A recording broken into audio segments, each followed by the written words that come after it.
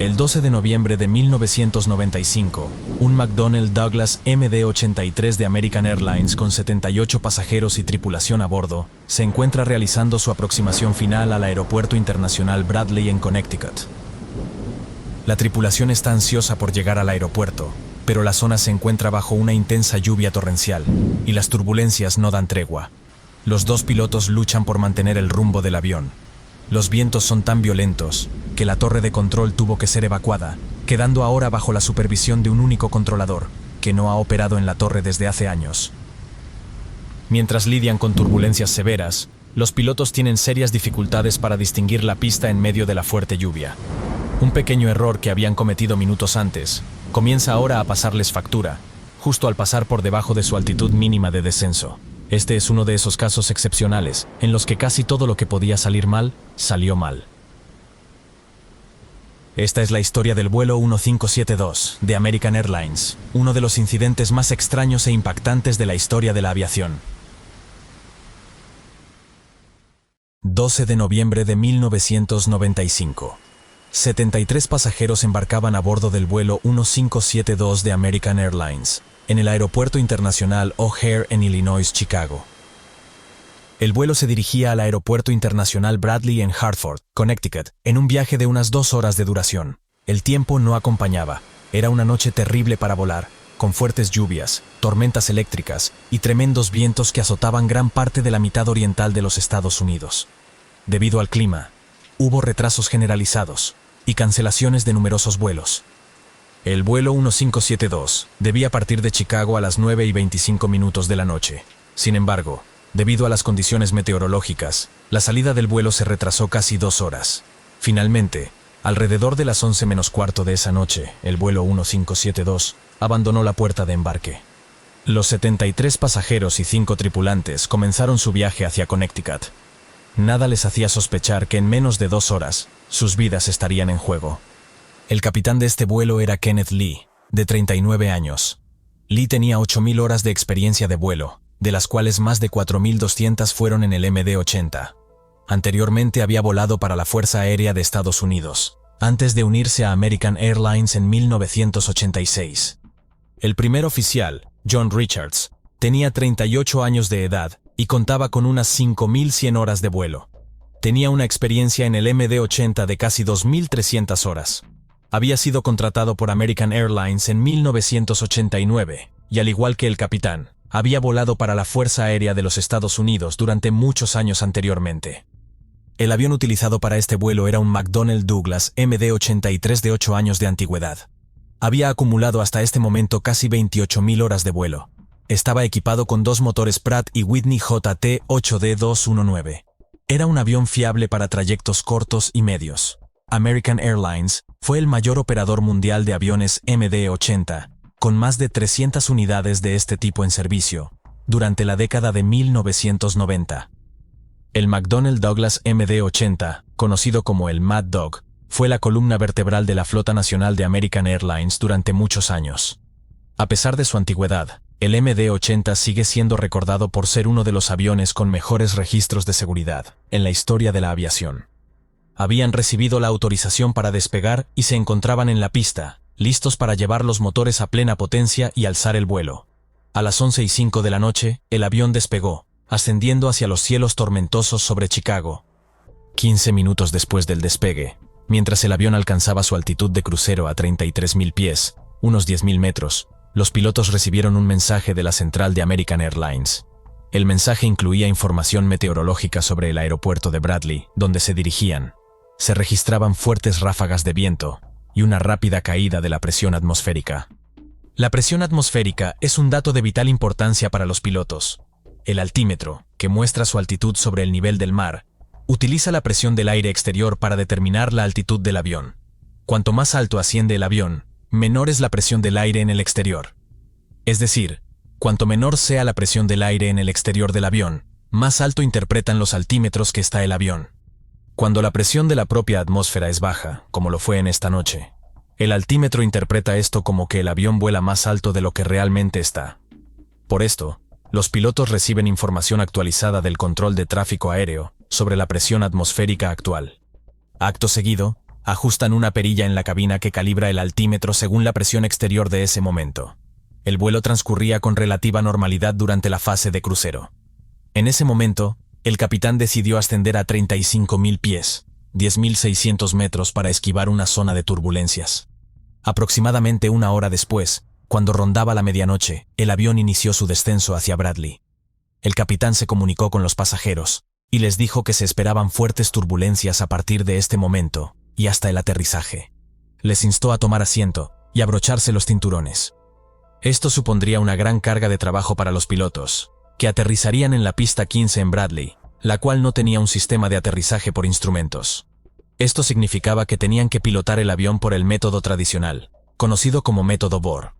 Este enfoque requería un trabajo intensivo, apoyándose en cartas de navegación, brújulas, altímetros y equipos de medición de distancias, exactamente como se hacía en el pasado, para asegurarse de mantener la altitud y distancia correctas respecto al aeropuerto. Todo esto tendrían que hacerlo volando de noche, entre densas nubes y enfrentándose, en algunos momentos, a fuertes turbulencias. Durante el descenso, el capitán comentó al primer oficial que no le gustaba ni lo más mínimo volar de noche. Mientras tanto, el clima en el aeropuerto de Bradley seguía cambiando a toda velocidad. A las 12:30 de la noche, el despachador de American Airlines envió un mensaje al capitán con una actualización crucial. El mensaje incluía la última información de la torre de Bradley, indicando que los aviones habían estado aterrizando, pero informaron de turbulencias y cizalladura del viento de bajo nivel en la aproximación final. El despachador le comentó que los vientos estaban más alineados en el aeropuerto de Boston, por si fuera necesario un desvío. El avión estaba siendo sacudido violentamente por las turbulencias, y la intensidad de los vientos intensificaba las probabilidades de necesitar un desvío hacia Boston. Junto con esta información, el despachador incluyó una nueva lectura de la presión atmosférica, 29,42 pulgadas de mercurio. Las pulgadas de mercurio son la unidad utilizada para medir la presión atmosférica. Este sistema procede del uso de tubos de vidrio llenos de mercurio. El mercurio asciende o desciende, dependiendo de la presión del aire. La presión atmosférica estándar es de 29,92 pulgadas de mercurio. Cualquier valor inferior indica baja presión. Al calibrar sus altímetros a la nueva presión de 29,42 pulgadas de mercurio durante el descenso, los pilotos pudieron ajustar correctamente la altitud del avión con respecto al nivel del mar, garantizando la precisión necesaria para la aproximación y aterrizaje. En American Airlines, era un procedimiento que los pilotos ajustaran su altímetro secundario a la presión atmosférica real, en este caso de 29,42, lo que hizo que mostrara su altitud sobre el nivel del mar. Durante la aproximación, los pilotos sincronizarían sus altímetros principales a un ajuste de presión específico, calibrado según la elevación del aeropuerto sobre el nivel del mar. En el caso del aeropuerto Bradley, su elevación es de 174 pies. Los altímetros principales se ajustarían a 29,23 pulgadas de mercurio. Este ajuste provocaría una diferencia de 174 pies entre los altímetros principales y la presión real. Esto significaba que, al aterrizar en Bradley, los altímetros principales marcarían 0 pies, en lugar de los 174 pies reales sobre el nivel del mar, 53 metros. La ventaja de este método era que estandarizaba todas las aproximaciones. Sin importar a qué aeropuerto volara la tripulación, los altímetros siempre mostrarían lecturas consistentes durante la aproximación y marcarían 0 en el momento de aterrizar. Poco después de recibir la actualización meteorológica de American Airlines, cuando aún se encontraban descendiendo, el primer oficial sintonizó la radio con el Servicio Automático de Información de la Terminal de Bradley, ATIS, y escuchó la información meteorológica en el aeropuerto. Esta decía que la presión en Bradley era de 29,50, que las pistas estaban mojadas, y que había turbulencias severas por debajo de los 10.000 pies, 305 metros. En este contexto, el término severo no se utiliza a la ligera. De hecho, existen criterios rígidamente definidos para 4 niveles de turbulencias que se experimentan en la aviación: ligera, moderada, severa y extrema.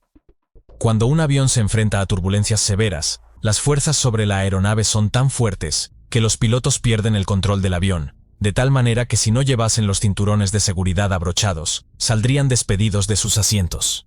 Este sería un momento de gran tensión para los pilotos y pasajeros. El primer oficial transmitió al capitán la información que estaba escuchando sobre el clima. Con la presión atmosférica cayendo rápidamente, sería importante que los pilotos tuvieran la última información actualizada mientras se acercaban al aeropuerto. Poco después, el control de tráfico aéreo solicitó al vuelo 1572 descender a 11.000 pies, 3.350 metros, y el controlador informó a los pilotos de un ajuste de presión actualizado de 29,40 pulgadas de mercurio. Este valor provenía de una observación meteorológica realizada a las 11:30, que ya tenía más de una hora de antigüedad. Sin embargo, seguía siendo más actual que el resto de informes disponibles para los pilotos.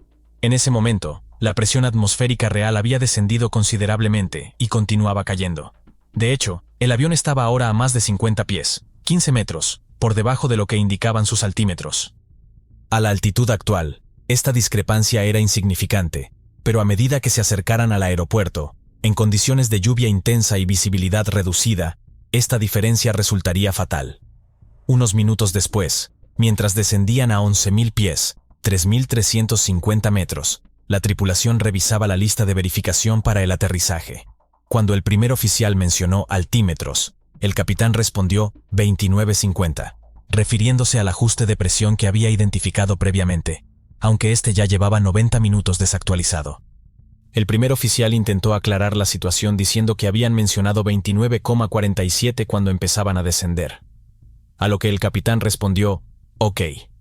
Aunque el primer oficial estaba en lo cierto al señalar que el capitán había mencionado un ajuste de altímetro obsoleto, cometió un error al recordar el valor actualizado, proporcionado por el control de tráfico aéreo durante el descenso. El controlador había indicado que el ajuste correcto era 29,40, pero el primer oficial lo recordó erróneamente como 29,47. Este ajuste equivocado, cuando se introdujo en el altímetro de reserva, hizo que éste mostrara una altitud aproximadamente de 40 pies más alta de lo que habría indicado el valor correcto, 12 metros. A pesar de este error, el primer oficial configuró los altímetros principales con el valor obsoleto de 29,23, probablemente considerando la elevación del aeropuerto. Esta discrepancia entre el altímetro principal y el de reserva no debería haber sido problemática, ya que los procedimientos de aproximación incluyen una verificación para asegurar que la diferencia entre los altímetros coincida con la altitud del aeropuerto sobre el nivel del mar. En ese momento, este detalle no parecía representar un problema inmediato. La presión atmosférica seguía cayendo rápidamente. Cuando los pilotos estaban en la aproximación final, la presión atmosférica real había caído a 29,24 pulgadas de mercurio, mientras que en sus altímetros aparecía una altitud de 70 pies por encima de su altitud real, 21 metros. Los ajustes del altímetro de los pilotos ahora estaban doblemente equivocados. La presión atmosférica real era inferior a la que el control del tráfico aéreo había informado y era aún más baja que la utilizada por los pilotos a bordo. A medida que continuaban el descenso, los pilotos comenzaron a informar sobre la aproximación a la pista 15 en Bradley. El capitán señaló que la altura del aeropuerto sobre el nivel del mar era de 174 y lo confirmó con el primer oficial. Sin embargo, los pilotos no se percataron de que la diferencia entre su altímetro de reserva y sus altímetros primarios era de 240 pies, 73 metros, en lugar de la elevación del aeropuerto de 174 pies, 53 metros. Esto se debió a que el primer oficial había ajustado la presión incorrectamente en 29,47 pulgadas en el altímetro de reserva, en lugar de los 29,40 que les había proporcionado el controlador. A la 1:15, el vuelo 1572 se acercaba al aeropuerto. El primer oficial se puso en contacto con el control de aproximación, quien les autorizó a descender a 4.000 pies, 1.220 metros, y les proporcionó la velocidad y dirección actual del viento. El viento soplaba desde los 170 grados, a una velocidad constante de 29 nudos, 52 kilómetros por hora. Al escuchar esto, los pilotos se sintieron aliviados. No obstante, aunque la dirección del viento era buena, casi en la misma dirección que la pista, este era fuerte, y tenía ráfagas de hasta 39 nudos, es decir, más de 70 kilómetros por hora. Los vientos eran tan intensos que el agua comenzó a filtrarse por las ventanas en la torre de control, lo que obligó a evacuarla. Sin un controlador presente en la torre para autorizar el aterrizaje, la última comunicación oficial con la aeronave quedó a cargo del controlador de aproximación. Además de proporcionar la información sobre los vientos, El controlador también debería haber informado a los pilotos sobre la presión atmosférica al establecer el contacto inicial. Esto no solo era un requisito reglamentario, sino que también habría sido una medida prudente, teniendo en cuenta la rapidez con la que estaba bajando la presión. Sin embargo, el controlador olvidó incluir esta información cuando se comunicó con la tripulación. En ese momento, la última información de presión atmosférica disponible para el controlador era de 29,38, aunque pronto descendería a 29,36. Si hubiera transmitido este dato a los pilotos, habrían podido reajustar sus altímetros, lo que habría reducido su altitud aparente en 60 pies, 19 metros. En otras palabras, debido a este error del controlador, la aeronave volaba ahora 60 pies, 19 metros, más bajo de lo que los pilotos creían. El controlador autorizó a la tripulación para la aproximación a la pista 15. El avión se encontraba a unas 15 millas del aeropuerto, 24 kilómetros, a 3.500 pies, 1.060 metros, y alineado con la pista. En ese mismo instante, el capitán conectó el radar meteorológico, una pequeña antena ubicada en el morro del avión que barre una parte del espacio aéreo en forma de cono frente al avión. El capitán, al observar que no había tormentas en la zona, decidió apagar el radar. Mientras tanto, estaba utilizando el piloto automático en el modo VOC-LOC, en el que el sistema intenta guiar a la aeronave, basándose en las señales de las radiobalizas terrestres. Sin embargo, los fuertes vientos impedían que el piloto automático mantuviera el rumbo previsto. Ante esta situación, el capitán cambió el piloto automático al modo de selección de rumbo, Heading Select, y ajustó manualmente el dial para redirigir la aeronave hacia un rumbo que les alineara con la pista. Los pilotos ya habían preparado completamente el avión para el aterrizaje. Habían establecido los flaps en 40 grados, y el tren de aterrizaje estaba desplegado y bloqueado. El capitán comenzó a descender a 2.000 pies, 609 metros, mientras el avión se zarandeaba de un lado a otro, con fuertes vientos y lluvia golpeando el parabrisas. En ese momento, el controlador de aproximación informó a los pilotos que ahora había alguien en la torre. Aunque aclaró que la torre no estaba realmente abierta de forma oficial, indicó que podían cambiar a la frecuencia de la torre para comunicarse. La tripulación sintonizó la nueva frecuencia y estableció contacto con una persona en la torre, quien resultó ser un supervisor que no había trabajado en esa posición durante 3 años. Había decidido quedarse, para asegurarse de que el vuelo aterrizara de forma segura. Sin embargo, al no ser oficialmente un controlador de torre, no estaba autorizado legalmente para dar la autorización de aterrizaje. Esto significaba que el capitán tendría que aterrizar la aeronave por su propia iniciativa y autoridad. El avión había descendido a 2.000 pies, 609 metros, y el piloto automático mantenía esa altitud. Cuando la tripulación pasó el punto de 5 millas desde la pista, 9 kilómetros, el capitán inició el descenso hacia la MDA, altitud mínima de descenso, establecida en 908 pies, 276 metros sobre la elevación del aeropuerto. La MDA es la altitud más baja permitida durante una aproximación sin contacto visual con la pista, y varía según el aeropuerto, en función de la presencia de colinas, edificios y otros obstáculos en las inmediaciones. Respetar esta altitud es crucial para evitar colisiones con obstáculos durante la aproximación. En el caso del aeropuerto de Bradley, había una colina situada a unas 2,5 millas del umbral de la pista 15, 4,5 kilómetros, con su punto más alto a 819 pies, 250 metros. Sin embargo, las cartas de aproximación utilizadas por la tripulación no indicaban la presencia de esta colina, lo que representaba un peligro significativo en estas condiciones. En ellas aparecía sin especificar un obstáculo a 819 pies de altura, 250 metros, que podría haber sido cualquier cosa, como una antena. Si los pilotos hubieran tenido unas cartas de navegación con la información completa, habrían sabido que era una extensión de terreno, en lugar de un único punto. El capitán seleccionó el modo de velocidad vertical en el piloto automático, configurando el avión para descender a una tasa de 1.000 pies por minuto, 18 kilómetros por hora. El plan era que al llegar a 908 pies, 276 metros, activaría el modo de mantenimiento de altitud para estabilizar el avión hasta que pudiera ver la pista. A la 1:05 de la madrugada, cuando la aeronave se acercaba a los 1.000 pies, el supervisor en la torre comunicó por radio una alerta de cizalladura del viento. Este fenómeno, caracterizado por cambios bruscos en la dirección o intensidad del viento en distancias cortas, representa un riesgo significativo, especialmente durante las aproximaciones finales. Los procedimientos de aproximación de American Airlines requerían que el piloto que no estuviera al mando, en este caso el primer oficial, anunciara 3 altitudes clave durante la maniobra para garantizar un aterrizaje seguro. La primera era cuando la aeronave estuviera a 1000 pies sobre el nivel del aeropuerto, 304 metros. La segunda al llegar a 100 pies por encima de la altitud mínima de descenso, 30 metros. Y la tercera al alcanzar la altitud mínima de descenso. Al llegar a los 1000 pies, 304 metros, el primer oficial del vuelo 1572 realizó el anuncio correspondiente, pero no hizo lo mismo al llegar a los 100 pies, 30 metros, por encima de la MDA, altitud mínima de descenso. Sin embargo, recordó al capitán que la altitud mínima de descenso era de 908 pies, 276 metros, un recordatorio crucial en ese momento. Mientras el avión se aproximaba a la MDA, altitud mínima de descenso, el primer oficial buscaba visualmente el aeropuerto a través del parabrisas, bajo una intensa lluvia. Pero al volver a revisar los instrumentos, notó que la aeronave había descendido por debajo de los 908 pies, 276 metros, y alertó al capitán.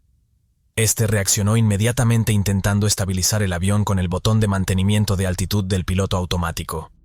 En ese instante, la alarma de Sink Rate, velocidad de descenso, se activó, advirtiendo que la aeronave estaba descendiendo demasiado rápido. De repente, mientras la aeronave volaba a más de 250 km por hora, el avión impactó contra las copas de los árboles, en la cresta de una colina cercana. El impacto sacudió violentamente el avión, ocasionando un estruendoso ruido por toda la cabina. Las ramas impactaron contra los motores, provocando incendios en ambos. A pesar de todo, la aeronave aún se encontraba a poco más de media milla del aeropuerto, menos de 1 kilómetro. El capitán aceleró a máxima potencia y colocó los flaps en 15 grados. La velocidad del avión ahora estaba disminuyendo y el avión comenzó a descender. Cuando revisó los instrumentos, el capitán se percató de que el motor izquierdo estaba averiado. Por suerte, tenían la pista justo enfrente. El capitán reaccionó rápidamente tras el impacto inicial, ordenando al primer oficial que contactara con la torre de control para informar del descenso y de la emergencia. El primer oficial transmitió el mensaje sin demora. El capitán, consciente de la gravedad de la situación, decidió desplegar los flaps completamente, una maniobra arriesgada. Aunque reduciría la velocidad del avión, esperaba ganar sustentación adicional, que ralentizaría el descenso y permitiría extender el planeo hacia la pista. Mientras la aeronave descendía rápidamente, el sonido de la alarma de velocidad sonaba por toda la cabina. A medida que la aeronave se acercaba al suelo, la torre de control informó sobre la dirección del viento, y el primer oficial solicitó que se declarara una emergencia, pidiendo que enviaran al equipo de rescate. La torre de control respondió que ya estaban en camino. Las alarmas seguían sonando, indicando que el avión estaba demasiado bajo para una aproximación segura. Pero el primer oficial mantenía su concentración, asegurando al capitán que lo lograrían. El capitán, a pesar de las advertencias, ajustó los flaps a 40 grados para aumentar la sustentación, con la esperanza de ganar control sobre el avión. A medida que el avión descendía, las alarmas seguían sonando, pero el capitán mantenía el curso. La aeronave golpeó de nuevo contra la copa de un árbol muy cerca de la pista, y luego volvió a golpear con las antenas del sistema ILS en el inicio de la pista, antes de tocar tierra. El capitán, a pesar de los impactos recibidos y el daño sufrido en la aeronave, logró aterrizar con éxito. Una vez en tierra, solicitó inmediatamente apagar los motores y activar los sistemas de extinción de incendios, que rociaron retardantes sobre los motores en llamas, apagando los incendios de manera efectiva. Finalmente, el capitán dio la orden de evacuar el avión. Todos los pasajeros y miembros de la tripulación pudieron abandonar la aeronave ilesos, salvo una persona que sufrió heridas leves. Este aterrizaje fue un testimonio del excepcional liderazgo y la calma bajo presión del capitán y su equipo. Los investigadores de la Junta Nacional de Seguridad del Transporte, NTSB, determinaron que la causa principal del accidente fue que la tripulación no mantuvo la altitud mínima de descenso durante la aproximación. El primer oficial cometió un error crítico al desviar su atención del panel de instrumentos para mirar a través del parabrisas en busca del contacto visual con la pista, mientras el avión descendía hacia la altitud mínima permitida. Este descuido hizo que perdiera la atención en monitorizar correctamente la altitud, lo que llevó a la aeronave a descender por debajo de la altitud mínima de descenso establecida, desencadenando una serie de eventos trágicos. Su trabajo consistía en observar cuidadosamente los instrumentos mientras el capitán pilotaba el avión y avisar al capitán cuando llegasen a la altitud mínima de descenso. Si hubiera hecho esto, el capitán habría mantenido el avión a la altitud mínima de descenso y no habrían chocado contra los árboles, incluso con el altímetro configurado incorrectamente. El informe también citó como causa que la tripulación no solicitó ayuda para realizar el ajuste del altímetro durante la aproximación. Si hubieran recibido la configuración actualizada de 29,38 pulgadas de mercurio, probablemente no habrían impactado contra los árboles. El informe también indicó que la negligencia del controlador fue también un factor que contribuyó al accidente, ya que no les proporcionó la configuración actualizada. La NTSB también señaló la decisión del capitán de presionar el botón de retención de altitud, cuando el primer oficial le alertó de que había caído por debajo de la altitud mínima de descenso. En este punto, debería haber asumido el control manual de la aeronave, haciendo ascender el avión de nuevo a la altitud mínima de descenso. Al presionar el botón de retención de altitud, el avión continuó su descenso progresivamente, lo que hizo que siguiera descendiendo hasta una altitud por debajo de la altitud mínima de descenso. Esta fue una situación extremadamente peligrosa. Si el ajuste del altímetro no hubiera estado tan desactualizado, o si los pilotos hubieran continuado el descenso por más tiempo, es probable que el avión hubiera impactado directamente contra la cresta de la colina, lo que habría resultado en un terrible final, provocando una pérdida masiva de vidas. A pesar de la severidad del informe final sobre el fracaso de la tripulación al no reconocer ni responder adecuadamente al descenso por debajo de la MDA, el informe también elogió sus acciones después del impacto con los árboles. En una cita directa del informe, se destaca lo siguiente: independientemente del hecho de que la tripulación de vuelo descendió por debajo de la MDA, sus acciones después del impacto inicial con los árboles fueron dignas de mención. Los flaps del borde de ataque y del borde de salida del avión resultaron gravemente dañados. Uno de los motores falló inmediatamente después del impacto contra los árboles, y el otro motor falló poco después. Cualquier error en la gestión de la trayectoria de planeo, la gestión de la trayectoria terrestre o la sincronización de la configuración del avión por parte del capitán y el primer oficial probablemente habría causado que el avión aterrizara en terreno inadecuado antes de llegar a la pista, lo que sin duda habría provocado lesiones más graves a la tripulación y a los pasajeros. La Junta de Seguridad concluye que la excelente gestión de los recursos de la tripulación y las habilidades de vuelo utilizadas por la tripulación de vuelo, como se refleja en la grabación del CVR después de su impacto con los árboles, fueron directamente responsables de limitar el número de pasajeros heridos a una sola persona. Aunque el avión sufrió daños por un valor de $9 millones, fue reparado y continuó en servicio hasta 2017, cuando American Airlines lo retiró definitivamente. Este informe final resalta cómo, a pesar del error en el descenso, la respuesta rápida y competente de la tripulación tras el impacto fue crucial para evitar una tragedia mucho mayor. Un Boeing 747 de la compañía Lufthansa despegaba desde el Aeropuerto Internacional Jomo Kenyatta, en Nairobi, en una soleada mañana del 20 de noviembre de 1974. A bordo, 157 personas, entre pasajeros y tripulación, confiaban en la habilidad del equipo y en la seguridad de la aeronave. Pero pocos minutos después de despegar, todo cambiaría de forma inesperada. Una vibración extraña sacudió el avión y la cabina se llenó de alertas. La aeronave comenzó a descender sin control, y lo que había comenzado como un vuelo rutinario se convirtió en una de las catástrofes más impactantes de la historia de la aviación. Esta es la historia del vuelo 540 de Lufthansa, un vuelo que, a pesar de su aparente normalidad, terminaría por destapar fallos que cambiarían para siempre la seguridad aérea. 20 de noviembre de 1974. Era un día cualquiera en el Aeropuerto Internacional Jomo Kenyatta, de Nairobi, en Kenia. Mientras la terminal se llenaba de pasajeros y aviones aterrizaban y despegaban en medio de la rutina, algo extraordinario estaba por ocurrir en la pista. En la puerta de embarque, el Boeing 747 de Lufthansa se preparaba para la última etapa de su vuelo hacia Johannesburgo. En cabina, los sistemas eléctricos, hidráulicos y de presurización eran revisados paso a paso por el ingeniero de vuelo. Mientras tanto, la tripulación de cabina organizaba los últimos detalles para recibir a los pasajeros. El equipaje estaba siendo cargado en la bodega y la documentación del vuelo se repartía entre los distintos equipos.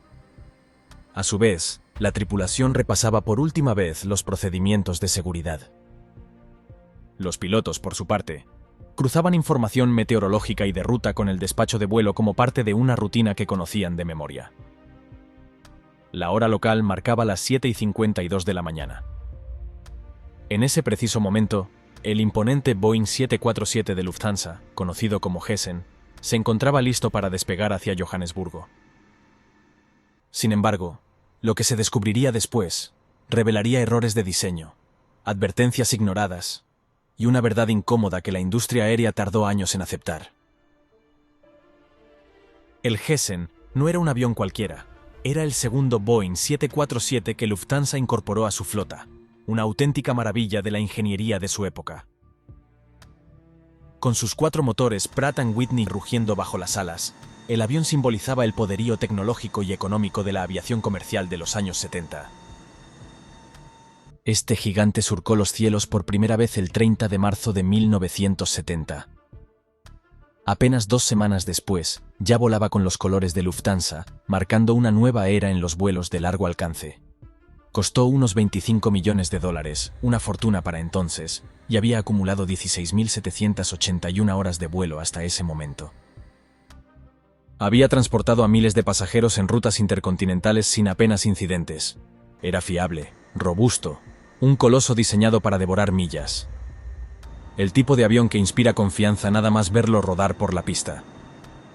Y sin embargo, esa mañana en Kenia, el Hessen estaba a punto de demostrar que incluso las máquinas más imponentes pueden fallar, si no se presta atención hasta el más mínimo detalle.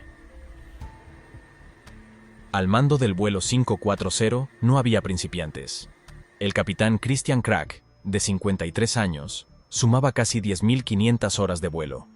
Conocía el Boeing 747 al detalle, ya que había pasado más de 1.600 horas pilotándolo. A su lado, el primer oficial Hans-Joachim Schacke, de 35 años, aportaba casi 3.500 horas de vuelo, de las cuales casi 2.300 fueron en este mismo modelo de aeronave. Completando la cabina se encontraba Rudolf Hahn, el ingeniero de vuelo, conocido como Rudy.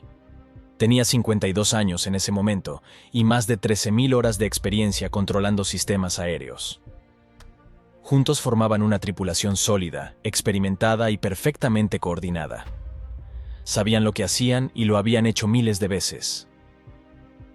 Aquella mañana llevaban bajo su responsabilidad a 140 pasajeros, 14 auxiliares de vuelo y una asistente de azafatas, que se encargaba de atender a los niños. A bordo viajaban 157 personas, que al igual que ellos, confiaban en que ese sería un vuelo rutinario más. Pero nadie imaginaba que los siguientes minutos pondrían en duda no solo su experiencia, sino toda la cadena de seguridad aérea que debía protegerlos. Porque cuando todo parece estar bajo control, el más mínimo fallo puede volverse invisible incluso para los mejores profesionales. El vuelo 540 hacía escala en Nairobi. Había salido desde Frankfurt con destino final en Johannesburgo, y la parada en Kenia era solo un trámite técnico. Todo parecía bajo control. El clima era estable, había buena visibilidad y no había ninguna otra aeronave realizando maniobras. La torre de control dio libertad total a los pilotos para dirigirse a la pista. El capitán eligió la pista 24. Se revisaron los últimos detalles. Los pasajeros ya estaban acomodados y la bodega estaba cerrada. Era el momento de cerrar puertas y arrancar motores. Todo marchaba según el protocolo.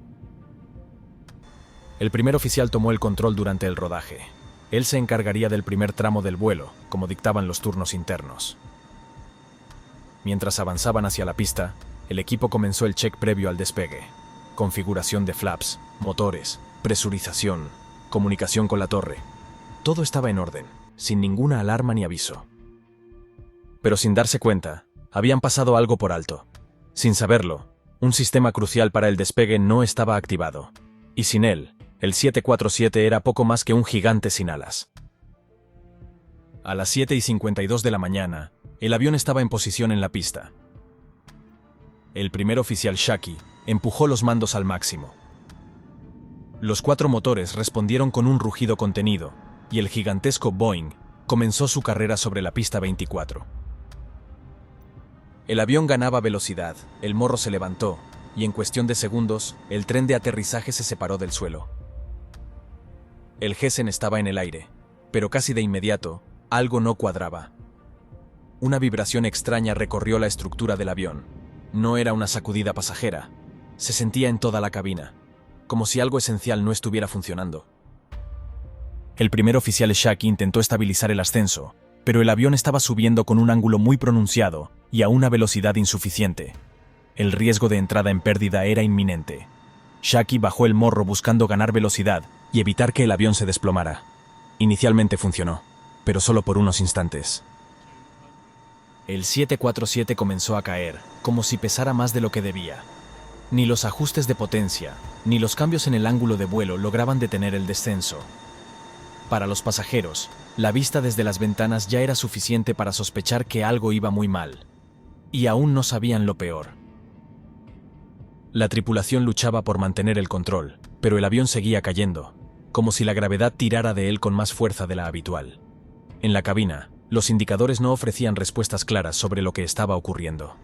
En el exterior del avión el suelo se acercaba a una velocidad que no dejaba margen para el error. En ese momento, cuando solo habían transcurrido escasos segundos desde el despegue, la parte trasera del 747 tocó violentamente el terreno. Fue el primero de varios impactos. El avión comenzó a desintegrarse mientras se deslizaba fuera de control por más de 400 metros, arrasando con todo lo que encontraba a su paso. Las alas se desgarraron, el fuselaje se partió y una de las secciones del avión se incendió como una antorcha. El combustible derramado hizo el resto. Las llamas envolvieron la estructura con una rapidez imposible de imaginar. En el interior del avión el caos era absoluto. Gritos, humo, oscuridad y la sensación brutal de estar atrapado en un infierno metálico. Los pocos que lograron mantenerse conscientes intentaban salir entre los restos humeantes, mientras las explosiones menores continuaban. No había tiempo para entender qué había pasado. Lo único que importaba en ese momento era sobrevivir. De las 157 personas a bordo, 59 no lograron salir con vida. Otras 55 personas quedaron gravemente heridas. El vuelo 540 de Lufthansa se convirtió, en pocos segundos, en una de las peores tragedias aéreas jamás vividas en suelo africano. Mientras el humo aún salía del fuselaje carbonizado, las autoridades ya habían comenzado la investigación. ¿Cómo era posible que un Boeing 747, con tripulación experimentada, sin fallos y sin condiciones meteorológicas adversas, se estrellara justo después del despegue? La caja negra no tardó en revelar una pista crucial. Los slats del borde de ataque, unas superficies esenciales para mantener la sustentación en las fases más críticas del vuelo, estaban completamente retraídos. Y eso, simplemente, no debía haber ocurrido. Los slats ayudan a que el avión pueda volar a baja velocidad sin perder sustentación. Al no haberse extendido, despegar en un avión tan pesado era como lanzarse al vacío con las alas a medio desplegar. El resultado era inevitable: la pérdida de sustentación y la caída inminente. ¿Cuál fue el problema? El sistema neumático que acciona los slats no se había activado. Y lo más alarmante es que eso debía haber generado múltiples alertas visuales en cabina. Al menos 8 luces de advertencia en el panel del ingeniero de vuelo y una más en el panel del primer oficial. Pero los pilotos aseguraron que no vieron ninguna señal, ni el ingeniero de vuelo ni el primer oficial. La versión oficial decía que las luces de advertencia no se encendieron, pero los investigadores no lo tenían tan claro, porque según el diseño del Boeing 747, esas alertas debían haberse activado si el sistema de slats no estaba funcionando. Y eso habría 2 posibilidades inquietantes: o el sistema falló por completo, o alguien no estaba diciendo la verdad. Durante la investigación se analizaron posibles errores de diseño. ¿Podría ser que las luces fueran verdes cuando debían ser amarillas? ¿O que el reflejo del sol en la cabina, justo durante ese despegue matinal, hubiera cegado momentáneamente a la tripulación? Las hipótesis se multiplicaban, pero ninguna encajaba del todo. Incluso se llegó a especular la posibilidad de que los pilotos mintieran sobre lo ocurrido, que quizá vieron las luces, pero las ignoraron, o peor aún, que no hicieron las comprobaciones previas con el rigor que exigía un avión como ese. El resultado fue demoledor. Lufthansa despidió al capitán Christian Krag y al ingeniero de vuelo Rudolf Hahn. Este último, además, enfrentó cargos por negligencia criminal. Pero la historia no terminó ahí. Años después, cuando todo parecía enterrado bajo informes y decisiones internas, la verdad empezó a resurgir. En el año 2014, el periodista James Locke publicó una investigación que cambiaría la forma de ver este accidente.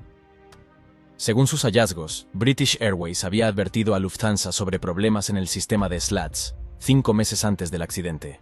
Y no fue una simple nota técnica, era una advertencia directa. Algo podía fallar en ese mecanismo crítico durante el despegue. Pero la aerolínea alemana no tomó medidas inmediatas. Y lo peor es que 2 meses antes del vuelo 540, otro avión estuvo a punto de despegar con los slats retraídos. En ese caso, un capitán con más experiencia desconfió de los indicadores y evitó la catástrofe. Boeing, por su parte, terminó admitiendo una verdad incómoda. Aquellas luces, lejos de ser una garantía de seguridad, podían convertirse en una trampa mortal. Podían brillar en color verde con aparente normalidad, mientras el avión se encaminaba con los slats retraídos hacia el desastre. Con estos datos sobre la mesa, los despidos del capitán Krag y del ingeniero Hahn empezaban a oler a injusticia. Un tribunal acabaría revocando ambas decisiones. Sin un informe concluyente, quedaba una duda incómoda en el aire. Quizá el fallo no fue humano, sino de la propia máquina. El accidente del vuelo 540 de Lufthansa dejó cicatrices profundas en la aviación, no solo por la tragedia humana, sino por los cambios que impulsó en la industria. Tras este desastre, Boeing implementó nuevas alertas sonoras en todos sus aviones para evitar que un error de interpretación en las luces de los slats volviera a ocurrir. Lufthansa, por su parte, no tardó en reaccionar. Reformó sus protocolos de seguridad para que cada sistema se revisara con lupa antes de despegar, y para que ninguna advertencia, por insignificante que pareciera, volviera a pasar desapercibida. Las 59 personas que no lograron salir con vida de este trágico accidente, 54 de los 139 pasajeros y 5 de los 18 tripulantes de vuelo, dejaron una herida profunda. Pero el legado del vuelo 540, aunque marcado por el dolor, impulsó cambios cruciales que ayudaron a hacer los cielos más seguros. Las tragedias, por devastadoras que sean, a veces nos obligan a replantearnos lo que creíamos seguro.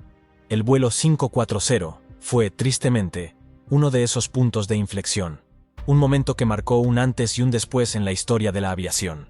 Y aunque nada podrá devolver a las 59 vidas perdidas, su recuerdo sigue vivo en cada medida que hoy protege a millones de pasajeros. Segundos después del despegue desde Londres, ambos motores de un Airbus A319 de British Airways fallan de manera catastrófica, dejando a la tripulación y pasajeros en una situación crítica. Los pasajeros aterrorizados observan desde sus ventanillas con horror cómo el combustible se derrama desde los motores. Los pilotos declaran una emergencia y deciden regresar al aeropuerto de inmediato. ¿Serán capaces de regresar a la pista del aeropuerto antes de que se acabe el tiempo? Esta es la historia del vuelo 762 de British Airways. 24 de mayo de 2013, aeropuerto de Heathrow, Londres. La tripulación de British Airways realizaba los preparativos del Airbus A319 para realizar el primer vuelo del día, con destino Oslo, la capital de Noruega. No tenían idea de que mientras se preparaban para este viaje de 2 horas, antes incluso de que el avión despegara del suelo, sufrirían un fallo devastador.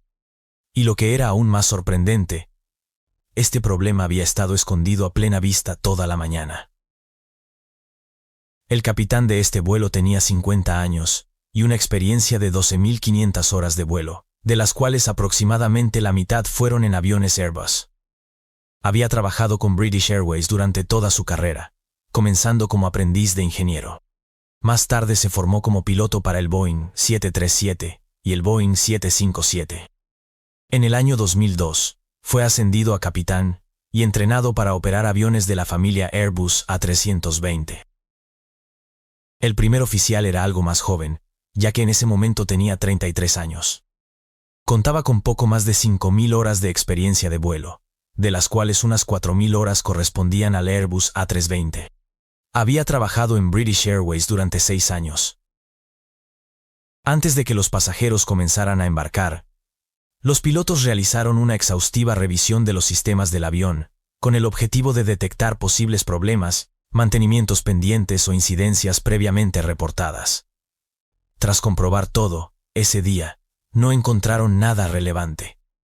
No obstante, antes de cada vuelo, uno de los pilotos debe realizar una inspección visual del exterior de la aeronave, conocida como el walk-around. En esta ocasión, la responsabilidad recayó en el primer oficial. Aquella mañana, el primer oficial se puso su chaleco y bajó al área de estacionamiento. Tras revisar todo, no advirtió de ningún problema evidente.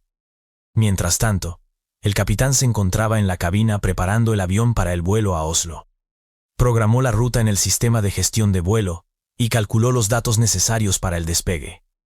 Desde un punto de vista tecnológico, el avión representaba un avance significativo respecto a las aeronaves que el capitán había pilotado anteriormente para British Airways. Una de sus características más destacadas era el sistema de controles de vuelo fly-by-wire, que sustituía el tradicional mecanismo de cables y poleas por cables eléctricos para operar el avión.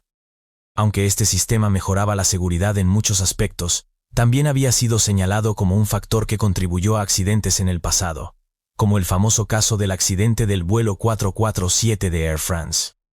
A las 8:05 de esa mañana, los 75 pasajeros ya habían abordado el avión.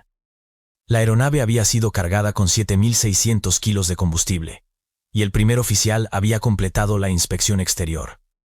Según lo que pudo observar, todo parecía estar en orden. Tenían todo preparado, así que el vuelo 762 partió puntualmente desde la puerta asignada en la Terminal 5 del aeropuerto de Heathrow.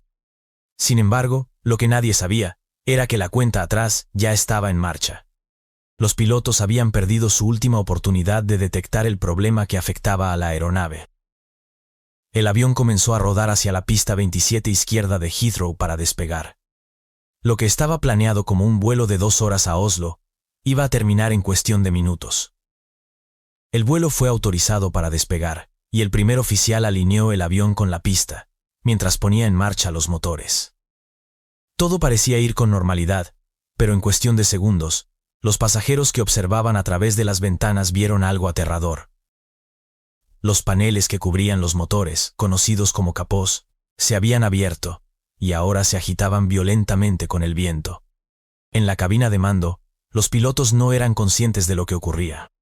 Mientras el avión aceleraba por la pista, las puertas del capó de ambos motores fueron arrancadas por la fuerza del aire, y cayeron al suelo dejando tras de sí escombros metálicos. Pese a esto, el primer oficial logró despegar el avión, sin saber que los motores habían quedado expuestos y dañados. En el interior del avión, los pasajeros entraron en pánico al ver cómo los motores parecían desmoronarse mientras el avión ascendía.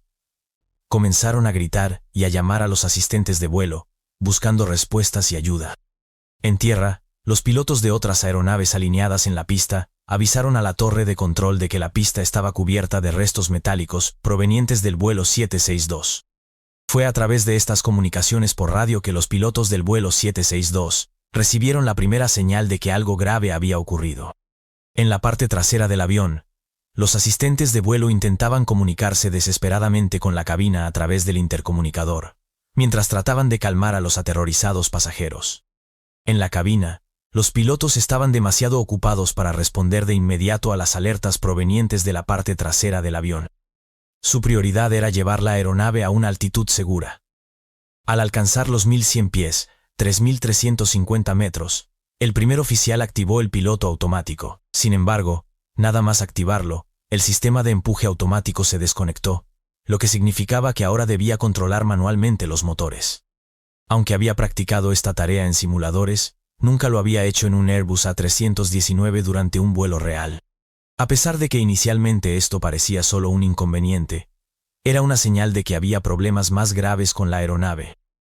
Mientras el primer oficial mantenía el control del avión, el capitán observaba cuidadosamente los instrumentos de los motores. Según las lecturas, ambos motores parecían funcionar con normalidad, por lo que decidieron continuar ascendiendo hasta los 6.000 pies, 1.800 metros, tal como estaba especificado en su ruta de salida. Pero, a medida que el avión sobrevolaba los suburbios de Londres, los pilotos recibieron la primera de muchas sorpresas que recibirían en este problemático vuelo. Mientras el primer oficial continuaba el ascenso, una serie de mensajes comenzaron a aparecer en el ECAM, pantalla central de gestión de alertas de la cabina. El primero de los mensajes indicaba que las computadoras del avión ya no podían calcular el empuje de los motores como lo hacían de forma habitual, lo que obligaba a los sistemas a pasar a un modo más rudimentario. Esto se debía a que uno de los sensores responsables de estas lecturas se había dañado cuando los paneles de los motores se desprendieron violentamente durante el despegue. Sin saberlo, el capitán seguía las instrucciones de la computadora, que había cambiado los motores al llamado modo N1, una configuración más básica. Mientras tanto, en tierra, observaban asombrados el avión dañado avanzando a duras penas en el aire.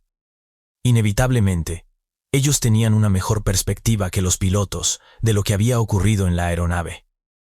Cada segundo que el avión permanecía en el aire, los motores quedaban expuestos al extremo entorno exterior, mientras la aeronave aceleraba a más de 450 km por hora.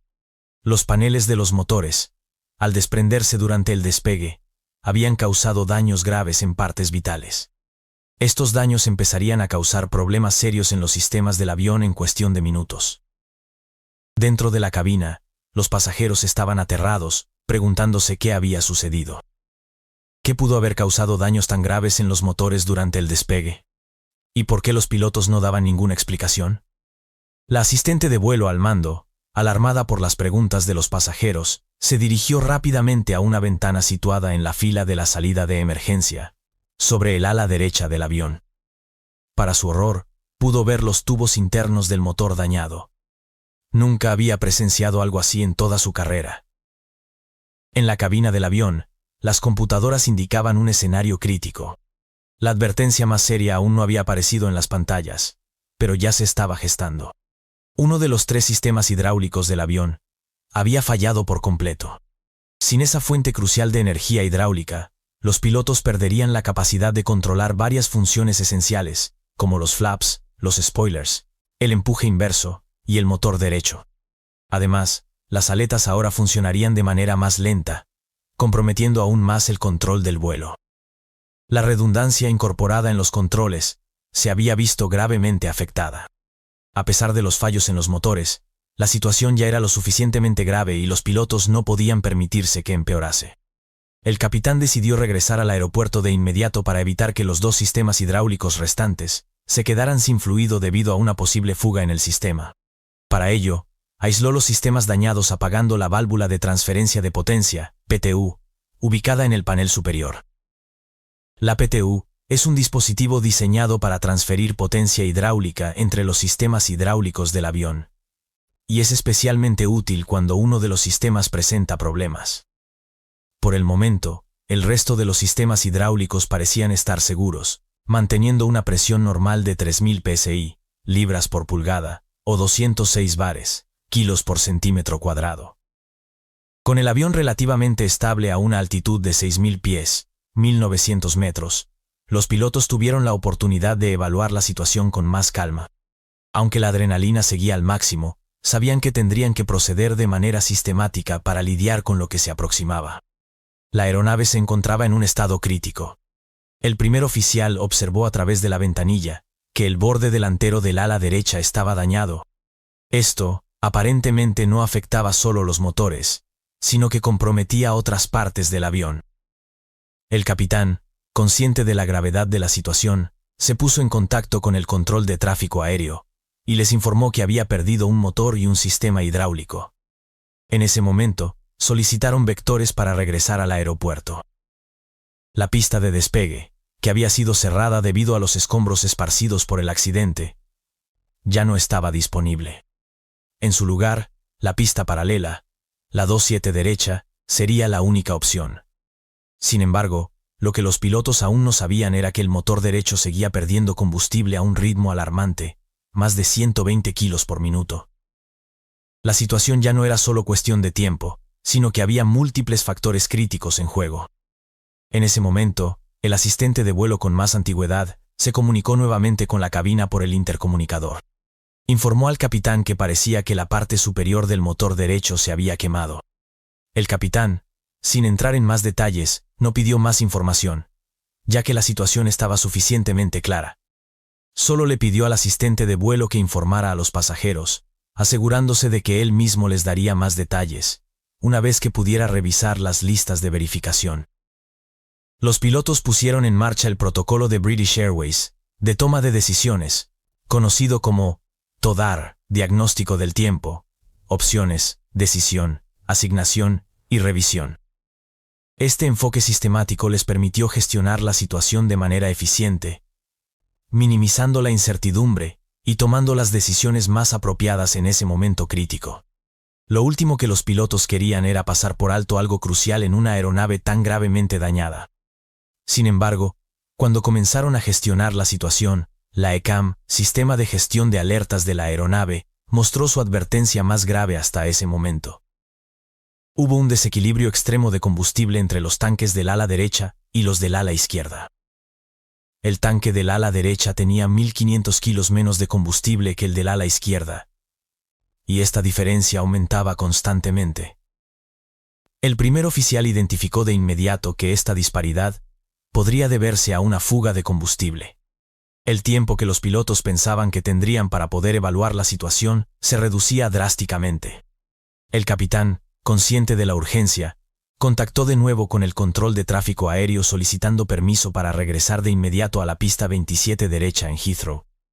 Les informó que había una fuga de combustible y que les quedaban solamente 5 toneladas de combustible en total. Aunque 5 toneladas puede parecer una cantidad considerable, al ritmo al que perdían combustible, el tiempo que les quedaba antes de que el motor derecho fallara era cada vez más limitado. El capitán se comunicó con los pasajeros, informándoles que una de las cubiertas del motor se había desprendido, y que regresarían de inmediato a Heathrow. Además, solicitó que un miembro de la tripulación se acercase a la cabina para realizar los preparativos. 2 azafatas entraron en la cabina y el capitán les informó sobre la situación. El avión aterrizaría en 6 minutos, y se detendría en la pista para realizar una inspección. Les advirtió que había una posibilidad de que se produjera un incendio, y que tendrían que estar listos para una posible evacuación en la pista.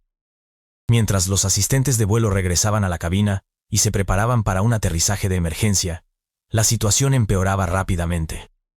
Cuando el capitán estaba informando a la tripulación, el primer oficial se mantenía concentrado en los niveles de combustible, observando atentamente cómo la situación se complicaba. En los últimos minutos, habían perdido más de 100 kilos de combustible del tanque del ala derecha. Tras realizar los cálculos correspondientes, los pilotos determinaron que quedaban 26 millas náuticas para el aterrizaje, 48 kilómetros, y 4.200 kilos de combustible, de los cuales solo 1.100 se encontraban en el tanque del ala derecha. Para los pilotos, estos números, aunque alarmantes, solo reflejaban lo que veían en pantalla. Sin embargo, para los pasajeros, especialmente los que estaban sentados en el lado derecho del avión, el problema era evidente. El combustible estaba fluyendo desde el motor derecho a un ritmo desmesurado. Los pilotos informaron al control del tráfico aéreo sobre la posibilidad de que el motor derecho se quedara sin combustible antes de aterrizar. Con esta información, modificaron su plan de aproximación teniendo en cuenta esta posibilidad. Mientras el capitán seguía preparándose para el aterrizaje, el primer oficial se preocupaba aún más por la fuga de combustible en el motor derecho. Según el manual de referencia rápida QRH, debido al daño severo del motor y la fuga masiva de combustible, el motor debía apagarse inmediatamente para evitar un posible incendio. Además de todo lo que había sucedido hasta ese momento, un incendio en el motor alimentado por cientos de kilos de combustible por minuto representaba una perspectiva aterradora. El primer oficial, preocupado por el riesgo, sugirió al capitán que apagara el motor derecho antes de que el fuego comenzara. Sin embargo, el capitán no estuvo de acuerdo. Con ambos motores dañados, el capitán temía que al apagar el motor derecho, el motor izquierdo pudiera fallar poco después. Además, sobrevolando una zona como el centro de Londres, no había muchos lugares donde aterrizar un avión del tamaño de una A319 en caso de emergencia. El capitán evaluó el riesgo de ambas opciones y decidió mantener ambos motores funcionando. Como capitán, tenía la autoridad para anular los procedimientos estándar si consideraba que esta era la opción más segura. Fue una decisión difícil, pero al menos por el momento, los pilotos mantenían los dos motores operativos. Una vez tomada la decisión, los pilotos continuaron alineándose para una aproximación final hacia la pista 27 derecha en Heathrow. El control de tráfico aéreo les dio la autorización para aterrizar y les notificó que los servicios de emergencia estarían esperándoles en la pista. Determinados a llegar a tierra lo antes posible, los pilotos ajustaron la velocidad del avión y extendieron los flaps. Ahora, todo lo que el primer oficial debía hacer era aterrizar el avión. Sin embargo, justo en ese momento, un fuerte estruendo sacudió la aeronave y el avión giró hacia la derecha. El capitán examinó los instrumentos del motor y advirtió que el motor derecho estaba experimentando una rápida pérdida de potencia. El motor ya no cumplía ninguna función útil, de hecho se había convertido en una amenaza para el avión. El capitán informó que apagaría el motor, pero en ese instante, una de las peores advertencias posibles resonó en la cabina: la advertencia de incendio en el motor. La situación había empeorado drásticamente y la complejidad se había multiplicado. Peor aún, el fuego que surgía del motor ahora se alimentaba del combustible que seguía fluyendo. Inmediatamente, el capitán apagó el motor, tiró de la palanca de empuje hacia atrás para reducir la velocidad y cortó el suministro de combustible. Después, activó el sistema de extinción de incendios del motor derecho, realizando la descarga de uno de los extintores incorporados. Después de esto, declaró un Mayday al control de tráfico aéreo, informándoles que intentaría aterrizar, pero que tal vez tendría que dar la vuelta si la situación empeoraba. Bajo una intensa presión, el primer oficial continuó aproximándose a la pista. Los pasajeros, aterrados, podían ver las llamas saliendo del motor, lo que aumentaba la tensión en la cabina. La alarma de fuego seguía sonando, y el capitán esperaba ansiosamente a que la señal de fuego se detuviera, indicando que el incendio había sido controlado. Pero ese momento nunca llegó. Hizo un último esfuerzo para extinguir el fuego, activando el segundo extintor en el motor. Si ninguno de los extintores funcionaba, no habría forma de que pudieran permitirse un segundo intento de aterrizaje. Esperaron con incertidumbre mientras el primer oficial seguía descendiendo hacia la pista con la advertencia de incendio resonando sin cesar en la cabina. No había forma de evitarlo. Este aterrizaje debía ser el definitivo, sin posibilidad de un segundo intento. No habría segundas oportunidades. Para el primer oficial, que ahora pilotaba el avión manualmente, la tensión era abrumadora. Detrás de él, 78 vidas pendían de un hilo. Para aliviar la carga del capitán, tomó el control de las palancas de empuje. Él se encargaría de mantener la velocidad dentro de los límites seguros, mientras el primer oficial se concentraría en llevar el avión averiado hacia la pista. Mientras el primer oficial pilotaba, el capitán anunciaba la velocidad del avión de manera intermitente, asegurándose de que se mantuviera centrado en la pista sin tener que mirar constantemente los instrumentos. En la cabina principal, los pasajeros no sabían qué esperar. Estaban volando muy bajo sobre el nivel del suelo, ansiosos por ver aparecer el aeropuerto. Los bomberos y las ambulancias acudieron rápidamente al lugar. La pista estaba completamente preparada para hacer frente al aterrizaje forzoso de un avión de pasajeros. Cuando el avión alcanzó los 500 pies de altura sobre el suelo, 152 metros, el capitán tomó el control manual del avión. Le ordenó al primer oficial que se encargara de las palancas de empuje para controlar la velocidad, mientras él se concentraba en aterrizar el avión. Aunque ambos pilotos tenían experiencia, el capitán, con 2000 horas más a sus espaldas, sabía que esa experiencia podría marcar la diferencia en este crítico momento. Finalmente, el avión aterrizó en la pista. El capitán frenó bruscamente, lo cual hizo que reventase uno de los neumáticos. Solo 6 de los 10 alerones laterales se desplegaron correctamente, debido a fallos en el sistema hidráulico. Sin embargo, poco a poco el avión fue perdiendo velocidad. Mientras el avión se detenía, el capitán dirigió su mirada hacia el motor derecho, que seguía envuelto en llamas. El viento avivaba el fuego, llevando el humo directamente hacia la cabina de pasajeros. Los bomberos corrieron hacia el avión y comenzaron a evaluar la situación. Con el motor derecho aún en llamas, el capitán preguntó al jefe de bomberos si debía ordenar una evacuación. El jefe de bomberos recomendó evacuar la aeronave por el lado izquierdo, manteniendo a los pasajeros alejados del motor en llamas del lado derecho. El capitán dio la orden, y en menos de 2 minutos, todos los pasajeros habían sido evacuados. Todos a bordo estaban a salvo. Pero quedaba un misterio. ¿Cómo pudo uno de los aviones más avanzados y seguros del mundo, operado por una de las aerolíneas más confiables, sufrir un fracaso tan catastrófico? Finalmente, la respuesta resultó ser sorprendentemente simple.